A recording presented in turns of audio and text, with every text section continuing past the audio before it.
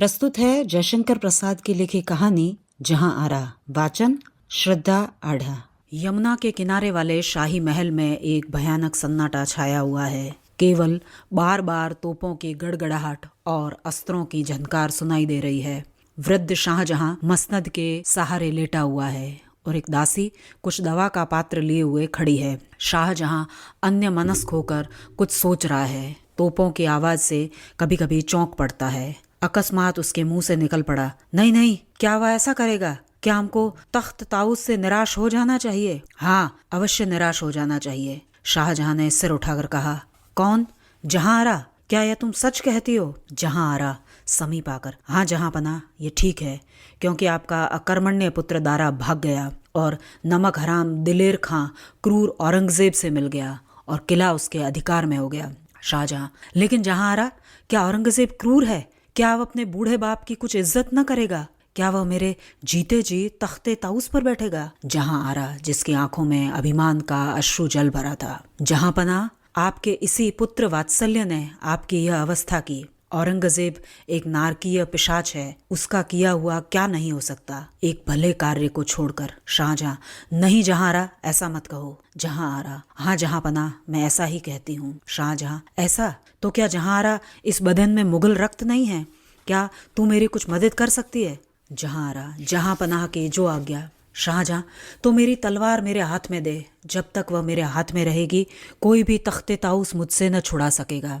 जहां आरा आवेश के साथ, हाँ जहां पनाह, ऐसा ही होगा, कहती हुई वृद्ध शाहजहां की तलवार उसके हाथ में देकर खड़ी हो गई। शाहजहां उठा और लड़खड़ा कर गिरने लगा। शहजादी जहां आरा ने बादशाह को पकड़ लिया और तख्त ताउस के कमरे की ओर चली। तख्ते ताउस पर वृद्ध शाहजहां बैठा है। उसे नकाब डाले जहां आरा पास ही बैठी है और कुछ सरदार जो उस समय वहां खड़े हैं, नकीब भी खड़ी है। शाहजहां के इशारा करते ही उसने अपने चीर अभ्यस्त शब्द कहने के लिए मुंह खोला। अभी पहला ही शब्द उसके मुंह से निकला था कि उसका सिर छटक कर दूर जा गिरा। सब चकित होकर देखने लगे। ज़रह बातर से लदा हुआ औरंगजेब अपनी तलवार को रुमाल से पोंछता हुआ सामने खड़ा हो गया और सलाम करके बोला, हुजूर की तबीयत नासाज सुनकर मुझसे न रहा गया, इसलिए हाजिर हुआ। शाहजहां कांप कर, लेकिन बेटा, इतनी खुरेजी की क्या जरूरत थी? अभी अभी वह देखो, बुढ़े नकीब की लाश लौट रही है। उफ, मुझसे ये नहीं देखा जाता। क्या बेटा, मुझे भी? इतना कहते कहते बेहोश होकर तख्त से झुक गया। औरंगजेब कड़क कर अपने साथियों से, हटाओ उस नापाक लाश को। जहां आरा से अब न रहा गया और दौड़कर सुगंधित जल लेकर वृद्ध पिता के मुख पर छिड़कने लगी। औरंगजेब उधर देखकर, हैं, यह कौन है जो मेरे बूढ़े बाप को पकड़े हुए है?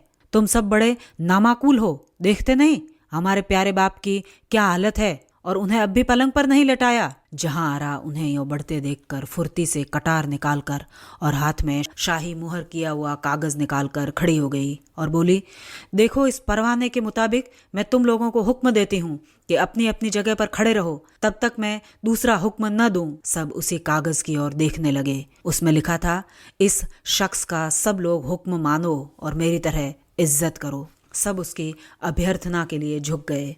स्वयं औरंगजेब भी झुक गया और कई क्षण तक सब निस्तब्ध थे।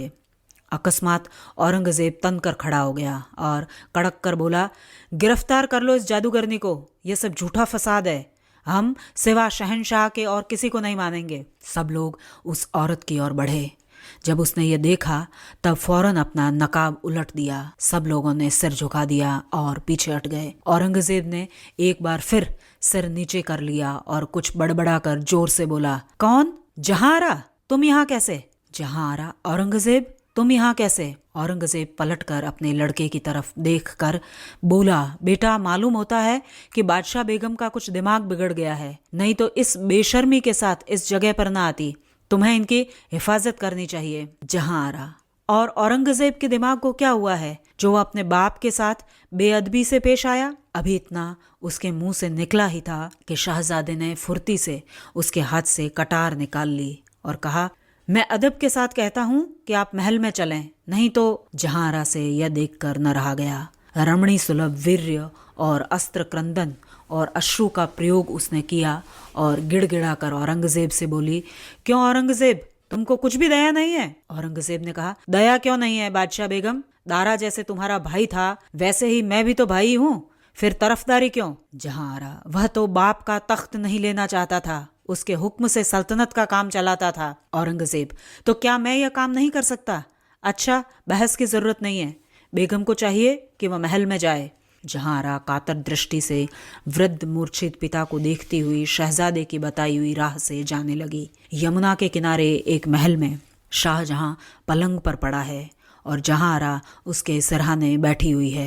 जहांआरा ने औरंगजेब से पूछा कि वह कहाँ रहना चाहती है। तब उसने केवल अपने वृद्ध और हथभागे पिता के साथ रहना स्वीकार किया और अब वह साधारण दासी के वेश में अपना जीवन अपने अभागे पिता की सेवा में व्यतीत करती है। वह भड़कदार शाही पेशवाज अब उसके बदन पर नहीं दिखाई पड़ते, केवल सादे वस्त्र ही उसके प्रशांत मुख की शोभा बढ़ाते हैं। चारों ओर उस शाही महल में एक शांति दिखलाई पड़ती है। जहांआरा ने जो कुछ उसके पास था सब सामान गरीबों को बांट दिया और अपने निज के बहुमूल्य अलंकार भी उसने पहनने छोड़ दिए। अब वह एक तपस्विनी ऋषि कन्या सी हो गई। बात बात पर दासियों पर वह झिड़की उसमें नहीं रही। केवल आवश्यक वस्तुओं से अधिक उसके रहने के स्थान में और कुछ नहीं है। वृद्ध शाहजहां ने लेटे लेटे आंख खोलकर कहा, बेटी, अब दवा की कोई जरूरत नहीं, याद खुदा ही दवा है, अब तुम इसके लिए मत कोशिश करना। जहांआरा ने रोकर कहा, पिता, जब तक शरीर है तब तक उसकी रक्षा करनी ही चाहिए। शाहजहां कुछ न बोलकर चुपचाप पड़े रहे। थोड़ी देर तक जहांआरा बैठी रही, फिर उठी और दवा की शीशियां यमुना के जल में फेंक दी। थोड़ी देर तक वहीं बैठी बैठी वह यमुना का मंद प्रवाह देखती रही। सोचती थी कि यमुना का प्रवाह वैसा ही है, मुगल साम्राज्य भी तो वैसा ही है, वह शाहजहां भी जो जीवित है, लेकिन तख्ते ताउस पर तो वह नहीं बैठते। इसी सोच विचार में वह तब तक बैठी रही थी जब तक चंद्रमा की किरणें उसके मुख पर नहीं पड़ी। शहजादी जहांआरा तपस्विनी हो गई है। उसके हृदय में वह स्वाभाविक तेज अब नहीं है, किंतु एक स्वर्गीय तेज से वह कांतिमय थी। उसकी उदारता पहले से भी बढ़ गई। दीन और दुखी के साथ उसकी ऐसी सहानुभूति थी कि लोग उसे मूर्तिमती करुणा मानते थे। उसकी इस चाल से पाषाण हृदय औरंगजेब भी विचलित हुआ। उसकी स्वतंत्रता जो छीन ली गई थी उसे फिर न मिली, पर अब स्वतंत्रता का उपभोग करने के लिए अवकाश ही कहाँ था। पिता की सेवा और दुखियों के प्रति सहानुभूति करने से उसे समय ही नहीं था। जिसकी सेवा के लिए सैकड़ों दासियां हाथ बांध कर खड़ी रहती थी, वह स्वयं दासी की तरह अपने पिता की सेवा करती हुई अपना जीवन व्यतीत करने लगी। वृद्ध शाहजहां के इंगित करने पर उसे उठाकर बैठाती और सहारा देकर कभी यमुना के तट पर उसे ले जाती और उसका मनोरंजन करती हुई छाया सी बनी रहती। वृद्ध शाहजहां ने इहलोक की लीला पूरी की। अब जहांआरा को संसार में कोई काम नहीं, केवल इधर उधर उसी महल में घूमना भी अच्छा नहीं मालूम होता। उसकी पूर्व स्मृति और भी उसे सताने लगी। धीरे धीरे वह बहुत क्षीण हो गई। बीमार पड़ी पर दवा कभी न पी। धीरे धीरे उसकी बीमारी बहुत बढ़ी और उसकी दशा बहुत खराब हो गई। जब औरंगजेब ने सुना तब उससे भी सहन न हो सका। वह जहांआरा को देखने के लिए गया। एक पुराने पलंग पर जीर्ण बिछौने पर जहांआरा पड़ी थी और केवल एक धीमी सांस चल रही थी। औरंगजेब ने देखा कि वह जहांआरा, जिसके लिए भारतवर्ष की कोई वस्तु अलभ्य नहीं थी, जिसके बीमार पड़ने पर शाहजहां व्यग्र हो जाता था और सैकड़ों हकीम उसे आरोग्य करने के लिए प्रस्तुत करते थे, वह इस तरह एक कोने में पड़ी है। पाषाण भी पिघला। औरंगजेब की आंखें आंसुओं से भर आई। वह घुटनों के बल बैठ गया। जहांआरा के समीप मुंह ले जाकर बोला, बहन, कुछ हमारे लिए हुक्म है? जहांआरा ने अपनी आंखें खोल दी और एक पुर्जा उसके हाथ में दिया, जिसे झुककर औरंगजेब ने लिया। फिर पूछा, बहन, क्या तुम हमें माफ करोगी? जहांआरा ने खुली हुई आंखों को आकाश की ओर उठा दिया। उस समय उनमें से एक स्वर्गीय ज्योति निकल रही थी और वह वैसे ही देखती की देखती रह गई। औरंगजेब उठा और उसने आंसू पोंछते हुए पुर्जे को पढ़ा। उसमें लिखा था, बगैर सब्ज़ है न पोश कसे मज़ार मरा कि कब्र पोश गरीबा हमी गया है बसस्त। मतलब, मुझ गरीब की कब्र को हरियाली की चादर ही नसीब होनी है।